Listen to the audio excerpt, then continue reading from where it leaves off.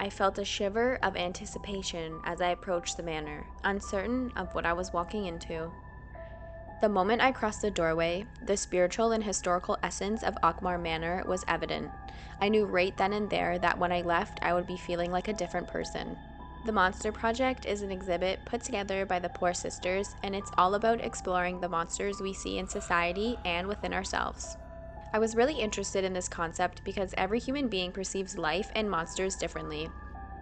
Auchmar Manor was the estate of Isaac Buchanan, a Scottish-Canadian and political figure who played a key role in the economic and political development of Canada West. The two-story, stuccoed brick manor house was designed in the Gothic Revival style and was completed in 1855. I talked to all the artists there that day and was so excited to get a glimpse into their minds. I started the exhibit off with the monster that met my eyes as soon as I turned the corner, called The Hoarder, by artist Cara Bunn. When I first started thinking about monsters, I automatically go to fairy tales and all the ancient tales. And then I also started thinking, okay, well, what do they mean in present day? And how does that shift happen? And how does that talk to each other? And has the story changed? And so this tooth fairy became a hoarder. Hoarding all these teeth, taking all these teeth. Why do you have all these teeth? What are you doing with them, right? And so, and I wanted it to be a little bit playful as well as a little bit grotesque at the same time. I came across a dark room with one single beam of light shining down on the art piece. Diabites, one of the artist Michelle Lynn's favorite sweet treats, but also her kryptonite. Next is Break My Heart by Heather Kuzik. And it's both an offering and an altar. Kind of the premise behind the piece is that people have the ability to be the monster. In fact, everybody at one point has probably been a monster. An offering for a person to take the mallet and break the heart. The heart is made from raw clay, so it's not been fired, it's very fragile. Kind of like an homage to that, a letting go, if you will. Next monster on the list is by artist Dawn Hackett Burns. My piece is based on a biblical demon or monster called Mammon, and Mammon is the demon of greed. So I felt it was kind of timely given our situation in the world right now, and I came to be part of this group at the behest of Nicola and was very honored to be included. The flow of people didn't seem to stop all day. Everyone wanted to check out the monsters within. I talked to artist Tamara Kwapich about one of her 3 pieces at the exhibit called The Reckoning.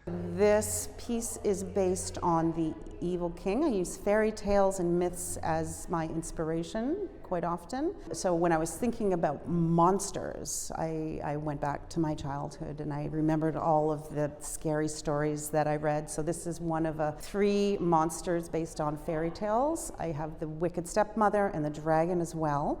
But this is the evil king, and his story goes that he's so powerful and so reckless that he destroys the world, and he ends up being a very lonely, desolate creature.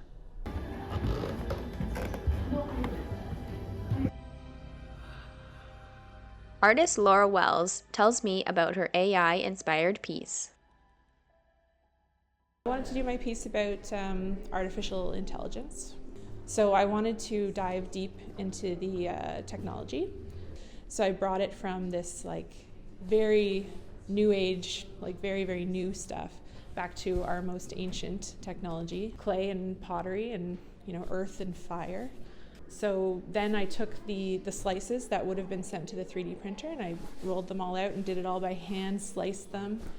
It's a feminine figure that represents what artificial intelligence could be. It's sort of an empty vessel. We have to make decisions about where we're going to go, what we're going to fill it, and how we're going to build it. Climate change is something that we should all be talking about. It affects our everyday lives. Artist Wendy Wilson tells me about her climate change-inspired monster. It's a climate change piece, and I just wanted to present the extremes. Presented a drought on one side and the flood on the other side. Also wanted to work with the idea of perspective, changing your perspective, because I feel climate change is definitely doing that. The things that you thought you knew, the things that you know, a 100-year event is happening every 2 years. The unpredictability of it, and you know, we really need to change our thinking about this, that the old ways aren't going to work, and we need to reevaluate. Artist Julie Donick told me about one of her 2 monsters on display at the exhibit, the Nephilim and Soldier. I started thinking about what a monster was, and I think it's something that is like an aberration or a deformity of something that is wholesome. I wanted to use the analogy of tapping into a higher power without humility or an understanding of the power that they have. And this was the fallen man in front, and it's man being overtaken by something that they can't control. This piece was called Preserve, an ode to the relationship between land, greed, extraction, and settler colonial histories, crafted by artist Christine Germain, who couldn't make it to the exhibit. I happened to run into Nicola Voivoda. She organized a group that is the Poor Sisters and gave them the platform to truly explore the monsters within our societies and ourselves. Before I had even met Nicola that day, I had marked her pieces as my favorite. And once I got to learn the concept behind them, it made sense as to why they resonated with me, especially Lucky and his soft, tired eyes. I was thinking about societies and about the state that you are in when you have no control, when you are called outside of yourself for relief or safety or peace. And then I thought, well, what would the entity that bestows luck, grace, who is that?